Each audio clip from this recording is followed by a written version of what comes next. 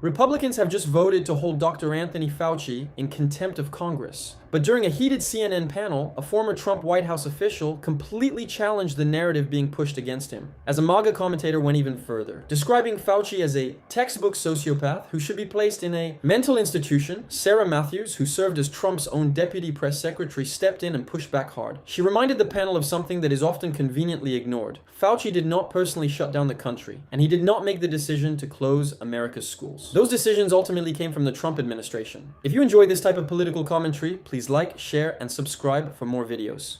You've got, and I'll come to Vinnie to respond to this because you've been quite strong on this, Vinnie, but Rolling Stone's just published a feature on your nephew, Hasan Piker. Headline, why is everyone scared of Hasan Piker? It reads, a self-described Marxist with an NSF MS Now vocabulary. He's become famous as a peddler of incendiary takes, not so much moving the Overton window as throwing a brick through it. Among his greatest hits, America Deserved 9/11. There's a lot we can learn from the Chinese Communist Party. Let the streets soak in red capitalist blood, most of which he'd later walk back, if not apologize for. It goes on, Piker's a matinee, handsome, progressive icon who's uniquely talented at translating radical left politics for the kind of Gen Z bros. And the accompanying photo shoot has a picture of him on a motorbike and by a pool looking like a movie star. And the problem with this, I think, Cenk, is that when a lot of Americans see quotes like America Deserved 9/11, and they've been regurgitated because of Hasan's rising profile, and they say there's a lot we can learn from the Chinese Communist Party and let the streets soak in red capitalist blood. They see these quotes come back, and they think this guy is very extreme, and they believe they have a right to be fearful of people like him becoming the faces of the Democrat Party. Before I go to Vinnie to talk about that, what would you say in his defense? Yeah, look, we are all on the air for literally tens of thousands of hours. So I've debated Hasan a lot of this stuff, and he comes from the more, I don't know what word to ever put on it, radical left, max left, whatever it is, right? But again, I'm in favor of Big Ten, and I come from the populist left.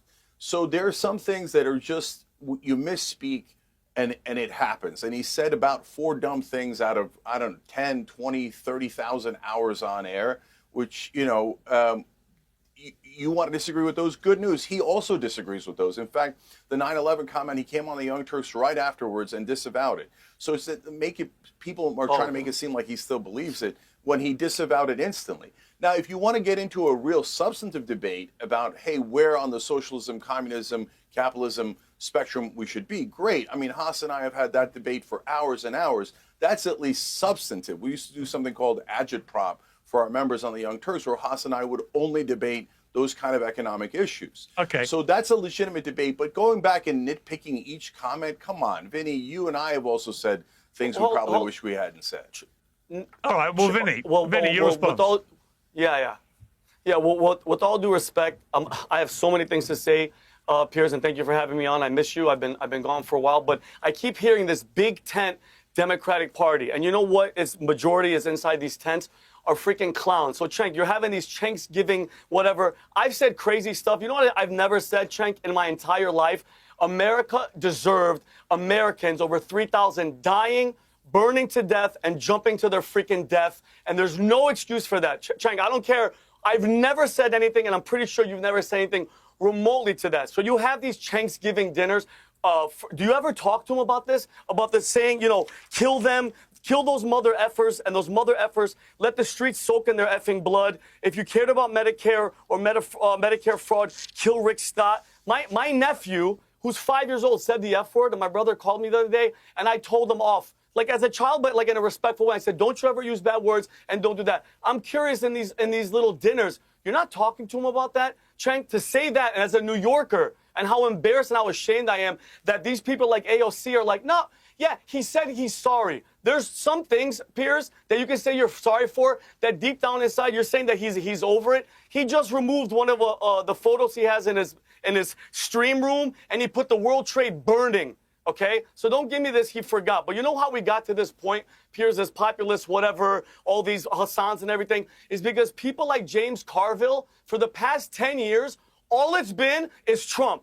Trump is Hitler, we're Nazis, we're deplorables, and now when the TDS dust has settled, look who they're left with. Look who they're left with. The AOCs, the Mamdanis, the El Abdul, whatever the hell his name is, that want to abolish ICE, they want to defund the police, they want open borders, and when you mention the SAVE Act, it's racist. How dare you ask people to prove that they're here because Kamala Harris and the Biden administration left the border open for 4 years on purpose. And this is it, okay? So I'm sorry, but I'm not sorry. When you say stupid shit like America deserved 9/11, and AOC yesterday was like, yeah, but he said he's sorry. Nonsense. He's not sorry because he believes it. He says he's not patriotic. He dresses up like Mao Zedong, like that's his hero, cosplaying a freaking mass murderer. It's a joke.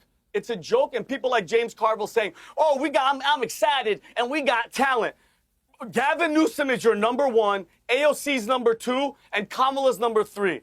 Talent my ass, Piers, and I'm sorry for cussing, but it drives me crazy. That's the Democratic Party for you. Vinny, I've missed you too. Okay. Love. And that's exactly what makes this entire situation so revealing. Because when you actually step back and look at everything that has happened, it becomes difficult to ignore the political motivation behind the entire controversy. We're talking about someone who has spent decades serving the federal government and worked under multiple presidential administrations, including the Trump administration itself. Yet now, years. After the height of the COVID pandemic, Fauci is suddenly being presented as one of the biggest villains responsible for decisions that were never his alone to make. What makes the situation even more interesting is the way the narrative keeps changing depending on what is politically convenient. Trump once praised Fauci publicly, but now Republicans are aggressively pushing a completely different story and attempting to place the blame for the pandemic response almost entirely on him. That raises a very important question. Is this really about accountability? Or is Fauci simply being turned into a convenient scapegoat while other major political problems receive less attention? And that's what we're going to examine in this video. We'll go through the arguments made by both sides, look at the claims being pushed by the panel, and pay close attention to how Sarah Matthews responds based on what she personally witnessed inside the Trump White House during the pandemic. So, as usual, let's watch the entire discussion and break down exactly what is being said. I'll give you my thoughts and reactions throughout the video, point out some of the claims that deserve closer examination, and then I'll give you my full take on this entire controversy at the very end. If you find this type of political breakdown interesting, please take a moment to like the video, share it with others, and subscribe to the channel for more political commentary and debates.